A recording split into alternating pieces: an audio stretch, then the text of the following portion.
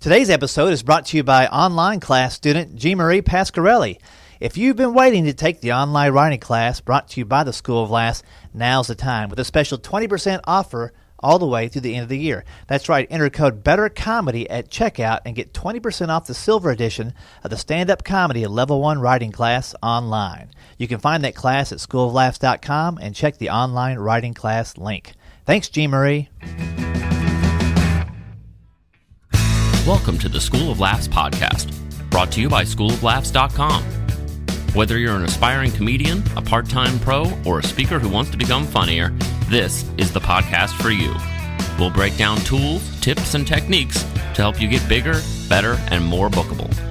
And now, here's the show. Welcome to the podcast. Rick Roberts here with a fun after-school special episode of the School of Laughs podcast. One of my favorite things to do is teach the comedy classes, but I also love to hang out afterwards and just kind of shoot the breeze, find out what these students are thinking, what's on their mind, why they took the class in the first place. It's always interesting the different angles people have on why they took the class. And we do that today. We sit around 5 or so students from my most recent writing class, and we talk about, what to expect when you first hit your first open mic, how to get on a Speakers Bureau showcase, or at least how to get on their radar to get on a showcase. We talk about whether you should test out your jokes on your friends and family before you take them to the stage, and if you do, what to expect and how to gauge that reaction. A lot of talk today about characters, how to add characters from your videos into your stand-up or just straight into your stand-up for the first time. Do a couple questions on that. And we talk about the benefits of taking improv and acting classes to help you develop those characters, as well as how do you know if you're headed the right direction after you get started. Lots of good information in this episode and can't wait to share it with you. I do want to say thank you to my Patreon sponsors who have kept the podcast alive. Without them, the podcast would have croaked back in August or so. About halfway to the goal for sponsorship of the podcast, so just to be up front with you, at the end of the year, I'm going to kind of take stock, and if we don't have enough sponsors through Patreon for the podcast, what I'm going to do is scale back the podcast to twice a month instead of every single week.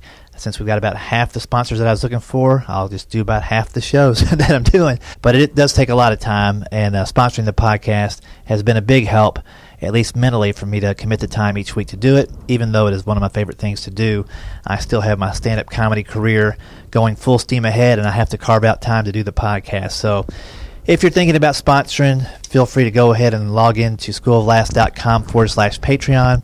And when you do that, you get to be involved with the Google Hangouts that we do. Lots of fun on the Google Hangouts. In fact, let's listen to some recent people that were on the Google Hangout and see what they think about it. This is John Peters.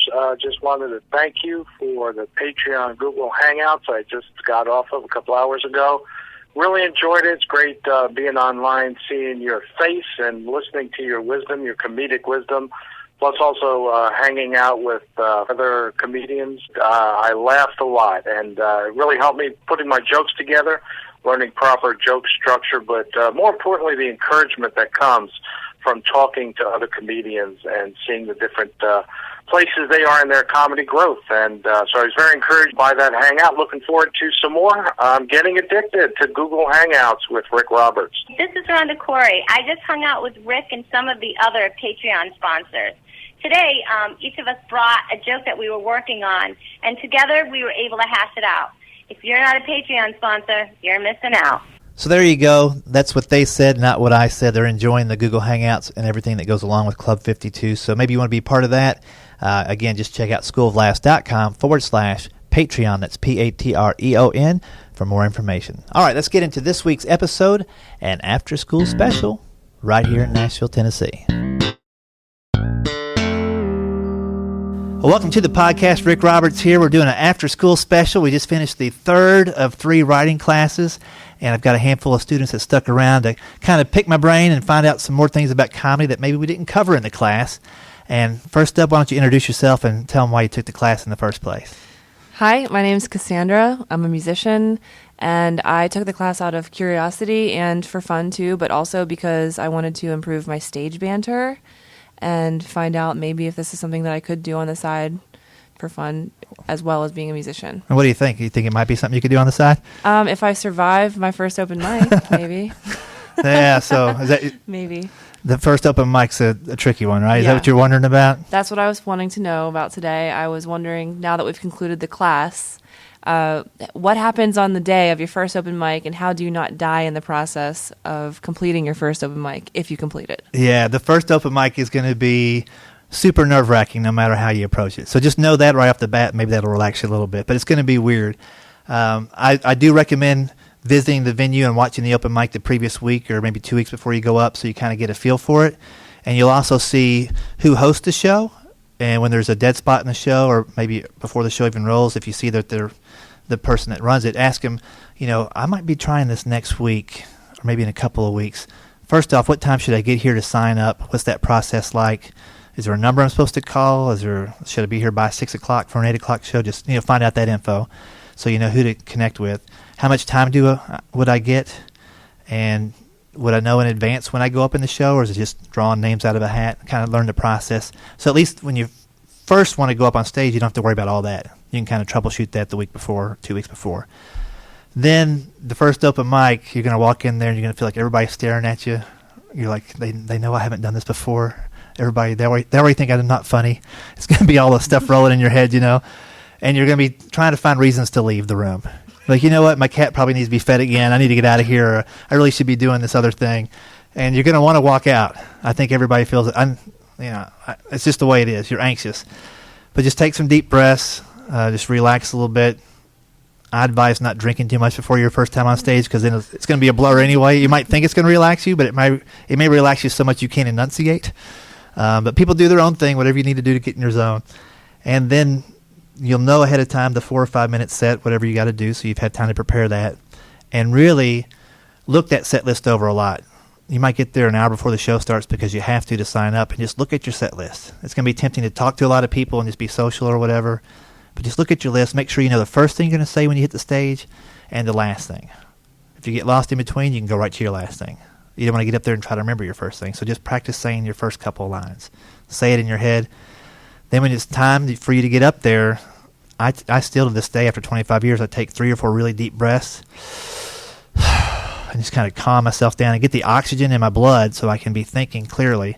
That oxygen in your blood goes to your brain. It helps you think. And as they're introducing me, I try not to let the audience see that, but I'm doing that for my own benefit. And just go up there, make eye contact, move that microphone stand behind you, and deliver that first line the way you want it to deliver. And make sure you get off to a good, strong start. If that works, hopefully your second joke is right there in your memory bank. I find for me, if I get a laugh early, I relax and I remember more stuff. And so go through your set, try to hit that last joke where you need to hit it. And then when you get off stage, you can start to analyze it. But don't get stuck analyzing your set on stage. It'll drive you crazy and you'll get off track. Just go, this is the next joke I got to go to it, deliver it, save all the self-doubt for later on. Because there's going to be some later on, even if it's a great show, you're like, I could have done this better. With a bad show, you learn a lot of stuff.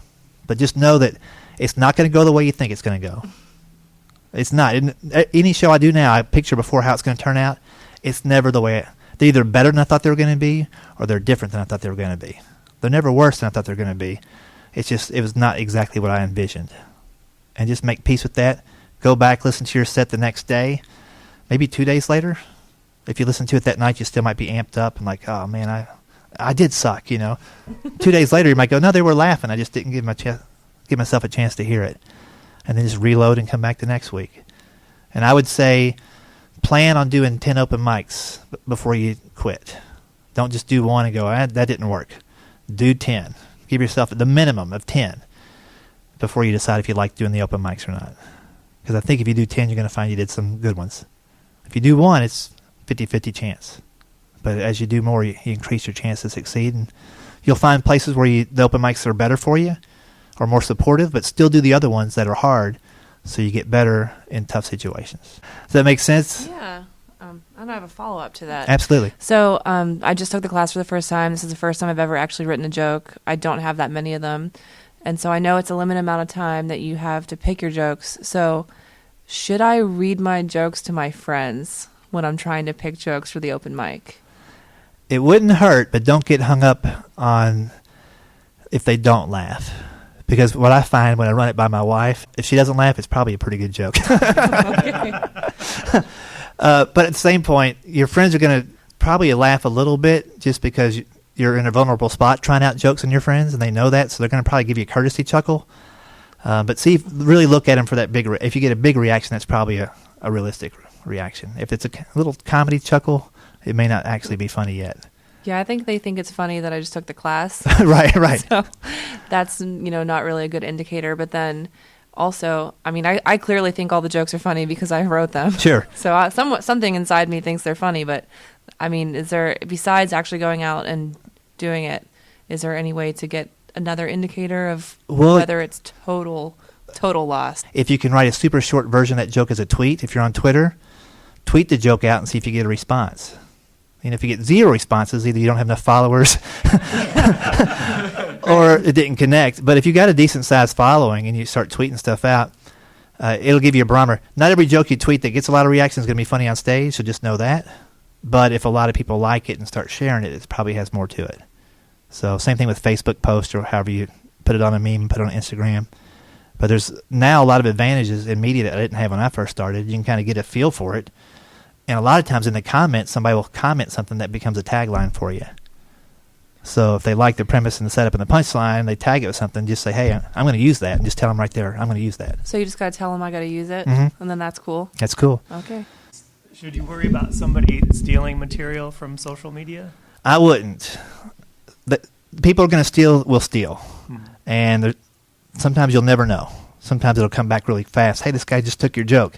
But if you worry about stealing, you're not going to write or share as much. And if you don't share as much, you're not going to find out if it's funny fast enough. So what I was always told when I first started by the guys that were before me were like, write more than people can steal. If you write more than they can steal, you're always going to be ahead of them anyway. And then as you get better at putting your point of view in the joke, it's going to be harder for them to steal because they didn't have your family situation or whatever that made that joke happen. So never fear stealing. It's going to happen, but just make peace with it. And hey, if they're stealing your stuff, it must be pretty good. Yeah. Right? So take it as a compliment. Don't let other comics get away with it too much, but it'll happen. All right, good question, Cassandra. Thanks. She's like, I'm not even going to try an open mic now. That was way too complex. All right, you want to jump in next and get right up on the microphone like you're doing a radio interview there. And tell us who you are and why you took the class real quick. My name's Ed, and I took the class because I train and work with nonprofit fundraisers and how to develop better asks, and I think comedy is a great way to connect with people, and I try to teach them in a way that I can, and I thought the class would kind of help with that. Cool. And just to be clear, develop better asks. Develop better. Yes, asking for money through fundraising. Asking through money. Yeah, asking for money. This class doesn't have a lot of cardio to it to develop anything. Yeah. And so that's what I do, and that's why I took the class. And to kind of looking past Cassandra's question I was listening to a recent podcast of yours, and you mentioned I think it was the Midwestern Speakers Bureau Showcase, yeah. So I was wondering, what are the requirements to be part of the showcase, and just who do you talk to, who do you speak to, how do you get into that level of, I guess, kind of auditioning, really? Sure, yeah. So the Speakers Bureau Showcase happens with different Speakers Bureau will have like a night or a day. For that case that you're talking about, it was a morning, the first 8 till noon, where they invite all the different meeting planners in the area, different corporate folks in to watch. I think we had 10 different, maybe 12 different speakers do 12 minutes apiece. So it's not their full hour presentation or their whole workshop, whether it's a day or whatever, 2-day workshop. They give it a little sample, and then the people get to sit there and say, hey, I need this guy. This would be perfect for our sales meeting in June. This guy would be perfect for our Christmas party. This lady would be perfect for our training session. So it gives them a quick way to sample a lot of people live. And so how do those speakers get to that point? It's a little bit of a road to travel on. Most speakers at that point will have at least an hour presentation down pat. It might be motivational, might be inspirational. For me, I bring the funny and connect people through humor. And so there's those 3 types of speakers. There's also the celebrity speaker who's got some kind of notoriety, either nationwide household name type person that can sell tickets to an event, and that's why they want to have them there, or might be like an industry expert. Like if you want a wine expert, you'd probably pick Gary Vaynerchuk because he's like known as the wine guy or whatever. So different speakers come through those different routes. The showcase, like Angela, who put on that showcase, she runs the Speakers Bureau.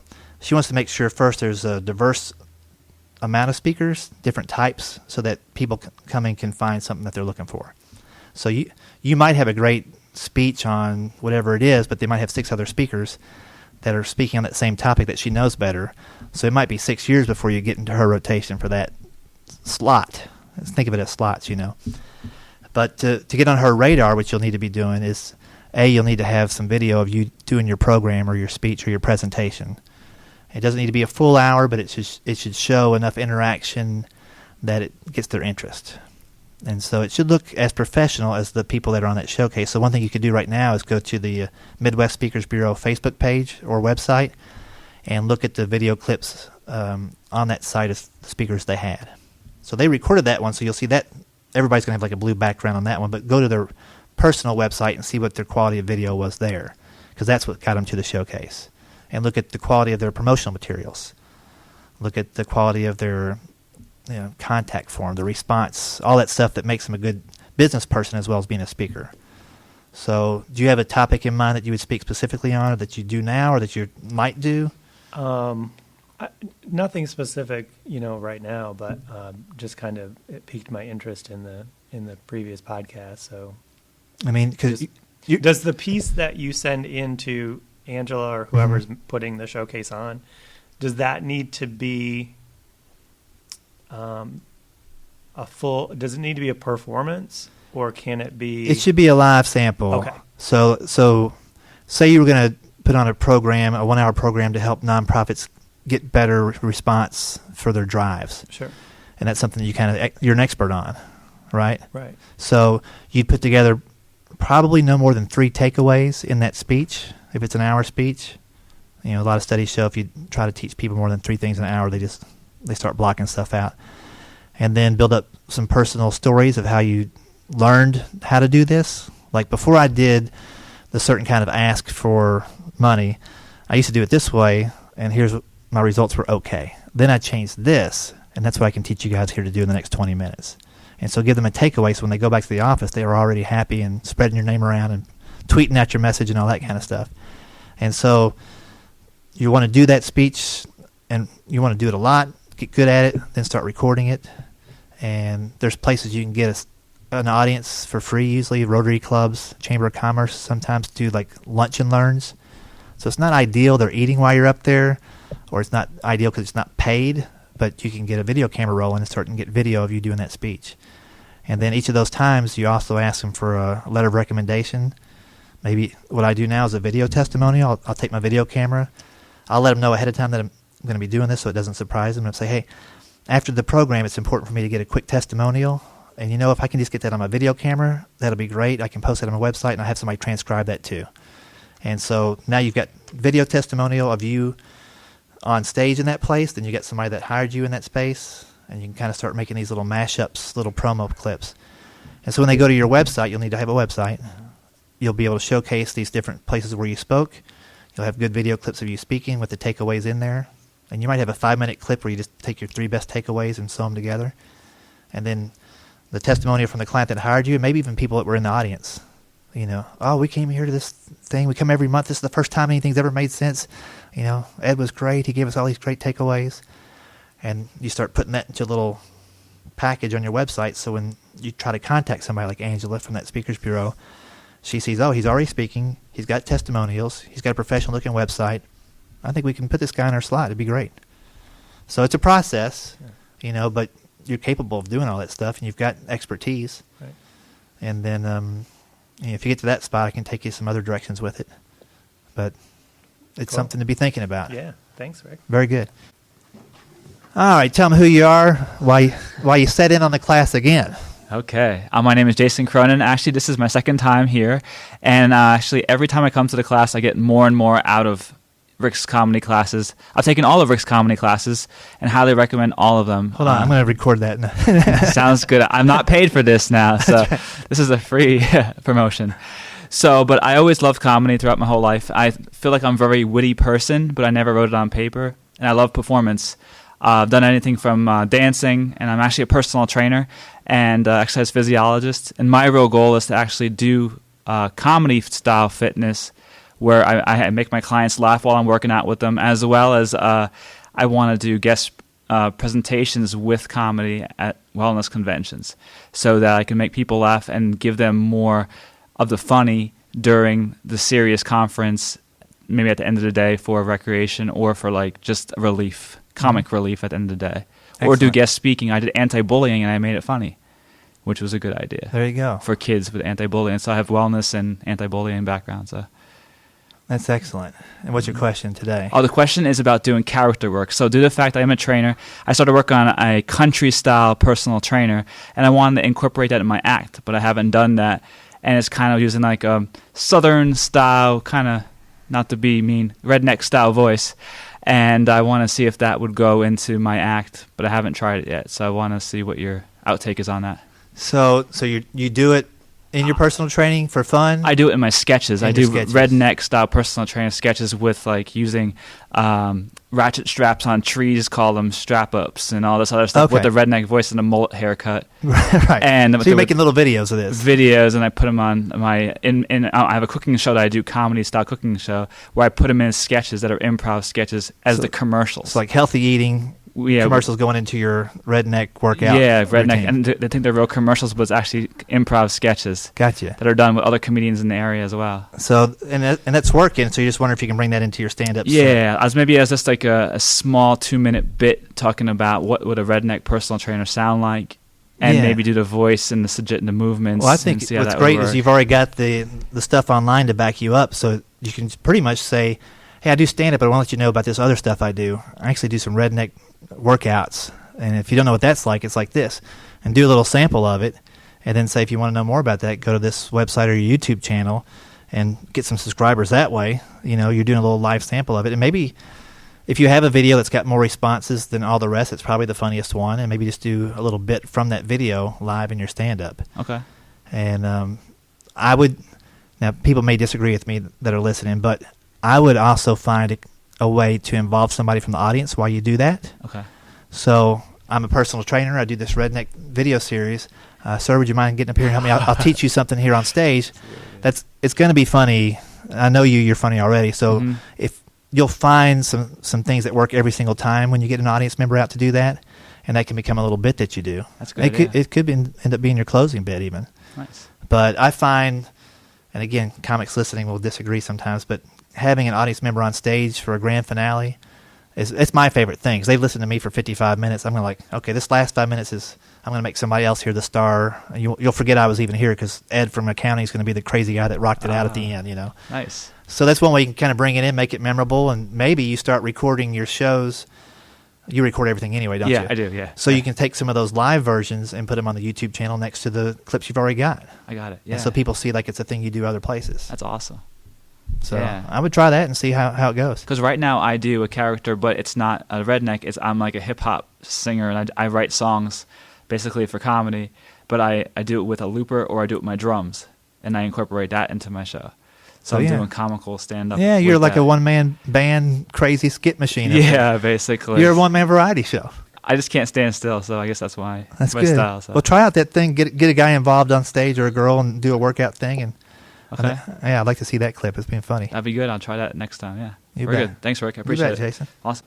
Welcome back to the podcast, Straussy. You heard him a couple of weeks ago. How's it going, sir? Good, thanks, mate. How are you? Good to see you sitting in the classes. Yeah, it's good to be back. I just wanted to come in and do a refresher course with you because it was beneficial to me the first time. Cool. And I just needed to get back to that. Excellent. Well, what's on your mind today? So I'm thinking about beyond where I've got to now. Like, what I want to expand my stage presence and character. So I wanted to find out about doing improv classes or some kind of acting classes. I know you've talked about Brian Bates doing classes for that kind of thing before. So what kind of things are available or what I should be looking at for that? Yeah, if you want to get better at doing characters on stage, acting classes I think would be great. Brian Bates did take one here in town. He loved it.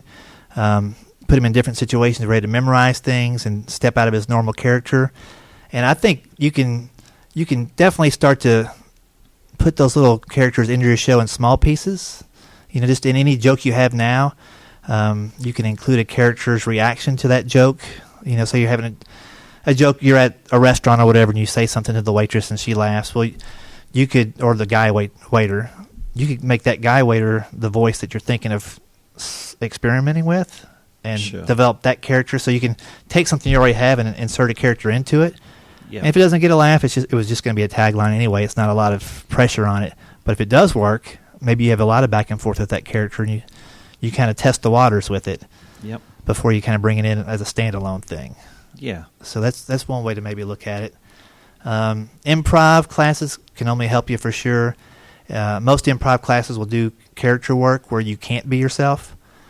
You have to be somebody else in the scene. And if they catch you being yourself, they'll snap you out of it. Okay. So I definitely recommend doing one of those, whether it's mine or somebody else's, whatever's most available to you. The sooner the better, and get used to being out of your normal self. And to do that, I look at my kids. I've got this old prop bag from when I was doing improv, different wigs, hats, scarves, jackets. Yeah. And that's a fun way to kind of immediately physically get yourself out of your normal thing. And sometimes it gives you give yourself the permission to kind of goof around. If you wanted to, you go out in public and nobody would know that that's a funny hat for you. You could be that character, be that, at the gas station, just be that character all day long and own it, Yeah. Like putting a hat on gives people a license to do whatever they want. Yeah, a hat and a scarf, a boa, I don't care what it is, But immediately you feel like you can be whatever. If nothing else, just do that in your car driving between places. It may feel weird to you, but nobody else knows. It just be that wacky dude in the car jamming out to whatever. But get it going soon, Do a web series. Do what Jason does, Just do a character and on video. And maybe it's a weekly thing where it's that character's perspective on the news or the sports or a certain topic, entertainment, whatever you would normally talk about on stage. Yeah. Or maybe that you don't talk about on stage because you don't have a character that you think fits it. Develop one and make a little web series. The only thing that's going to happen if nobody watches it is that it didn't grab anybody's attention. So you delete it. Nobody shares stuff that nobody watches. Start another one. Right? Have you ever shared something that nobody watches? No, because you watched it. That's why you shared it. It's such a huge advantage to have YouTube channels, even a quick Facebook Live thing. You could step in that character. And I would think, too, if I was going to experiment with that, I would commit to it, again, for a chunk of time. I would do that character at least 10 weeks in a row. Every Monday at 10 a.m., they recap what happened during the weekend. Maybe in their own life, maybe in their own make-believe life, or maybe in the news. Right. But just find something where you hold yourself accountable, and 10 weeks in a row may not get a ton of traction, but it might get enough to where people are like, oh, I can't wait to see what Strassi's doing this Monday. Yeah. And then if you don't do it, they're like, man, what happened to you? Then you had something they were looking forward to.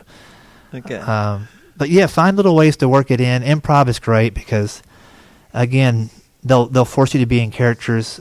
One thing you can do easily too, without any makeup or any kind of garb, is put yourself in a different age. Like when I do my improv class, one of the warm-up exercises we do, everybody just walk around the room in a circle as a 3-year-old. Now do it as a 90-year-old. Now do it as your own age. Now do it as the opposite sex, and you just physically put yourself in different places. And that kind of sometimes can initiate a thought or an idea or a comedic idea that you can run with. Yeah. So just jump right into it. Sounds good. Yeah, it's a good idea. I like the video bit. Yeah, video is such a great thing now. Yeah. Because you're not going to post the video till you like it. So you may never post it. But you can at least reshoot it 3 or 4 times or 10 times so you kind of get something that you think is worth putting up. Then put it up. And if nobody watches it, take it down and make the next one episode 1. Nobody's going to know. Just keep deleting episode 1 until you get somebody to view it, then episode 2. That's kind of sparked me a little bit because I have a friend that does that kind of thing. He has an alter ego and he just does a random video. And there's no time frame on him, but it's an interesting exercise, the whole thing. Well, what if you and him set up once a week? He can be whatever random thing he's going to be, but you're going to be that same character 10 weeks in a row. And so you've got a date that you got to do it, and it's got to get done, and it benefits both of you. Yeah, that's a good idea. Sounds good. Cool, man. Make sure you send me a link when you get it up there to that 15th episode 1.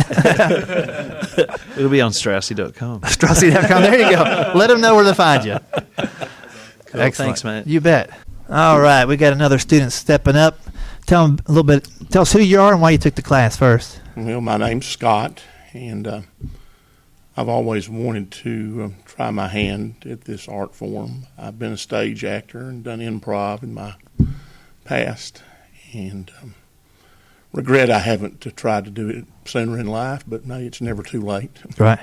So, I mean, maybe it is. We don't know. well, Jury's out. That's true. You never know.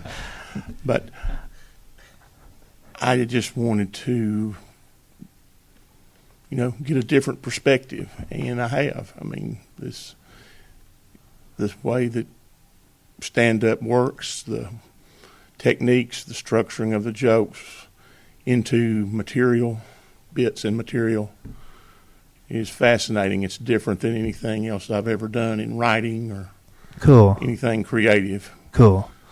And also I may have an opportunity to do some radio work in the next year on the side, and I'm thinking it might help me in developing some characters and some Sure. material to include as part of what we're doing. Cool. My question is, once we take these techniques and ways that we structure the jokes, and actually they become jokes and bits and material, as you develop material, how do you know that what direction that material is taking you in terms of developing your own unique style or persona as a comic? Yeah, that's a great question, because it can take a little while transforming the jokes into the jokes coming from you. Like we could all probably write 10 jokes and swap them out right now because we haven't developed our perspective that much. And any of us can do those 10 jokes with the same reaction probably from the audience. They're slightly different.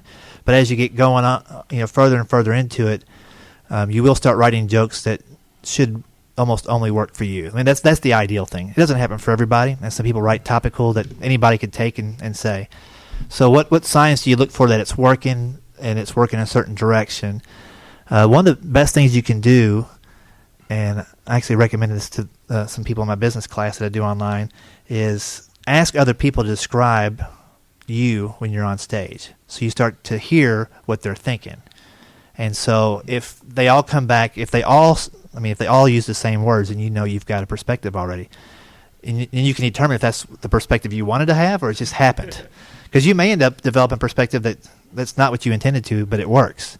That's kind of how I'm seeing that could happen. Yeah. Very easily. You end off in a different direction than what you thought you were supposed to be or going to be. Yeah, and I think a lot of times, I know when I first started, I wanted to be Steve Martin. He made me laugh harder than anybody. He's so absurd. And I tried some Steve Martin type stuff, but obviously he's a genius and I'm not, so I was able to pull it off. But I found through many years of what finally works for me. It took a while for me. The key was I kept writing jokes along the way and got good at that process over time, so that when I did kind of tap into what works, I could write the jokes faster and see things quicker that would fit into who I am on stage now. But I think that the very best thing you can do is start to ask people who come out and see your show, or if you got video clips up online, if you at a show, you can email clips to your friends, and maybe people haven't seen you in a while, and say, hey, I'm doing stand-up. Could you do me a favor and just describe what you see, like what my style is? And if that seems weird, you could say, I'm getting ready to write a bio and do some publicity. I kind of need to know what people see when I'm on stage. So give me some clues here. And just look for things that are similar. If 5 out of 7 people use 3 or 4 similar descriptive terms, that'll help you know right away. And that's something you should do every once in a while anyway. Like 3 years from now, it could change a little bit. So kind of get back in touch. The other thing to do, obviously, sometimes after a show you don't feel like sitting by the door as people exit. But even on a bad show, I would always, at a comedy club, I'd always sit by the door, just say, hey, thanks for coming, just kind of be that guy. But be listening for, hey, man, you were interesting up there. Mm-hmm. Okay, I was interesting for like 3 years, but not funny. Mm-hmm. But I was interesting. They didn't leave when I was up there. And then when I started hearing, hey, man, how do you fire off that many jokes that fast and remember what you're doing? Then it kind of got in my head, okay, I'm a joke slinger, and I was that guy for a long time. And now it's kind of more of a storyteller joke slinger as far as style. But I didn't know that stuff. I wouldn't know it if I didn't ask or listen. And a lot of times you can be totally different up here than you are to everybody else. In your mind, you've got this vision of I'm so-and-so on stage. But you're not at all. Yeah. I mean, I really, for a long time, I thought I was like somebody I was not even close. So I hope that helps. Another thing, too, is for everybody, when you hit your first open mic or when you're doing characters or when you're doing your program or whatever, just realize that when you're in front of a group, you probably want to be 110 or 120% of who you are. Just don't casually walk up and take the mic and have no energy. You want to bring a little bit, the best possible, interesting, funny version of you on the mic every time. And if you incrementally make that better every single time you go up, it won't be long before you're just killing it. So little baby steps, like Jason said, and just work your way up to it. But eventually you'll find out who it is and who you are on stage. And sometimes, honestly, you go for a while and you're like, I'm a mildly funny dude. For a while, I was mildly interesting for many years till I figured out some of the stuff that I'm teaching you guys now. And I was at peace with that. I had nothing else going on in my life. But if I was trying to do that now with 2 kids and in my mind I was thinking I was going to jump into being a stand-up when I had responsibilities, it wouldn't have been a smart thing to do. So you always be in tune with what's going on. And it's a journey. If you enjoy the process, it'll be fun the whole time. Fair enough. Very good. Cool. Thanks. I'm going to wrap it up here. I know everybody's got things to head out and do. Thanks for sticking around for the after-school special. Class dismissed. There you go. Great questions from a bunch of bright students here in Nashville. Always enjoy teaching the classes. There'll be more classes coming up in Nashville in 2017. Just check out the website schooloflaughs.com to find out when those classes are. And if you're in an area where you think you could use a workshop and I could come in and teach the workshop, if you think you can get 8 or more students there at the workshop, shoot me an email and we'll talk pricing and see if we can make it work. I do travel quite a bit, so it might be able to tie it into one of my travels. I can maybe stay over and teach the workshop there in your area. So let me know if that interests you, and I'll see what I can do for you. All right, take it easy, pace yourself. Now go do some more of that Christmas shopping. I'm going to get me some earwax candles. Saw that at Walmart. How does that not lead to a Richard Pryor accident every single time? I'm not sure. Anyway, take care. Talk to you next time. Thanks for listening to the School of Laughs podcast. If you'd like to hear more School of Laughs podcasts, you can find them on iTunes and Stitcher.com. And don't forget to subscribe and leave a review. For information on upcoming live and online classes, visit schooloflaughs.com. Until next time, stay tuned, stay focused, and stay funny.